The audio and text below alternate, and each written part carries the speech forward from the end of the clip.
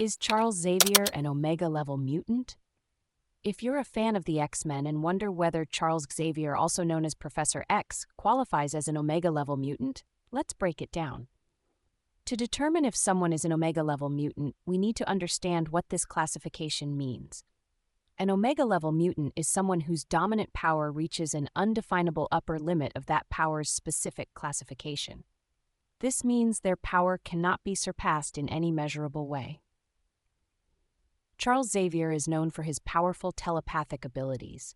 He can read and control minds, which makes him one of the most powerful telepaths in the Marvel Universe. However, the key to being an Omega-level mutant is not just having powerful abilities, but also that these abilities must be at an upper limit that cannot be surpassed.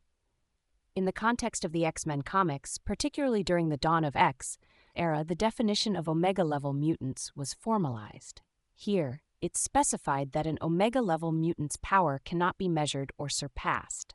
For example, Magneto's magnetic powers are considered Omega-level because they have no definable upper limit, whereas Forge's technopathic abilities, although powerful, can theoretically be surpassed by others. Given this criteria, Charles Xavier's telepathic abilities are indeed extremely powerful, but the question remains whether they are at an undefinable upper limit.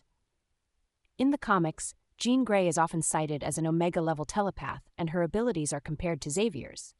However, Xavier's powers, while incredibly strong, are not explicitly stated to be at the same undefinable upper limit as Jean Grey's. Therefore, based on the current Marvel comic book continuity, Charles Xavier is not explicitly classified as an Omega-level mutant.